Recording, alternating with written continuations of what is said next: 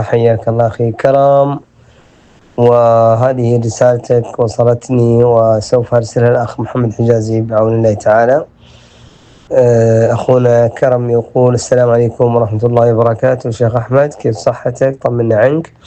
كان في رؤيا رأيتها بخصوص الاستغفار قبل فترة في أول شهر استغفاري، تذكرتها الآن وحسيت أنها إنذار لي، فقد كنت مدخن، وبفضل الله ثم الاستغفار كانت هذه الرؤية سبب أرسله الله لي وتركت التدخين بعون الله تعالى. الرؤية كانت قبل 5 أو 4 أشهر تقريبا، لا أذكر بالضبط، وهي كالآتي: كنت بدأت أتشتت في الأوراد، وبديت ورد الصلاة على الرسول صلى الله عليه وسلم بصيغة العادية، وآثر ذلك على ورد الاستغفار. وفي ليلة طلبت من الله إشارة أن يصحح طريقي ويدلني، وعندما نمت أتتني الإجابة والحمد لله رب العالمين.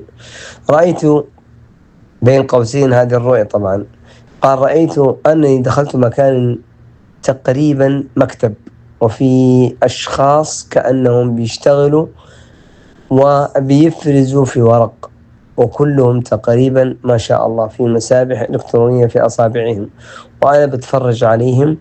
وفجأة دخل شخص جاء في بالي هو المدير، كان لابس جلباب وعمامة سودانية، وقال كلام بس ما أذكره، بس بعدها قال: أنتم ما تعرفوا الاستغفار ماذا يفعل، وكأنه بينبهنا إنه الاستغفار عظيم جدا، وأنتم ما تعرفوا وأنتم ما تعرفوا.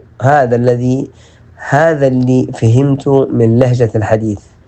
وبعدها طلعت برا المكتب، لقيت صديقي اسمه منذر، فبدأ يتكلم معي، وتقريبا كان بيشتكي عن العمل الكثير أو شيء من هذا القبيل.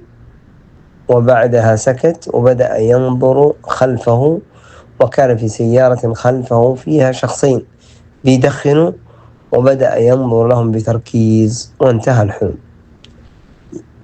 الأخ يقول أنا ما عندي خبرة في تفسير الأحلام، بس الإشارة الأولى واضحة إنه الاستغفار في فضائل كثيرة ممكن الشخص ما يتوقعها، وما يعطي الاستغفار قدره العظيم. الإشارة الثانية جاني إلهام أن اسم منذر كان إنذار شخصي لي، ولما بدأ يتكلم عن ظروف العمل الصعب وهكذا، ولما بدأ يركز في الشخصين اللي بيدخنوا في السيارة، كانوا ينذرني أن التدخين ذنب مسبب لك في تعطيل في العمل، وموقف عني ثمار الاستغفار. وبفضل الله من بعدها تركت التدخين، والحمد لله رب العالمين. الله فتح علي أكثر في الاستغفار والعبادة. حياك الله أخي كرم، وهذه هي رسالتك وصلت، وسوف أرسلها الأخ محمد. حفظك الله ورعاك.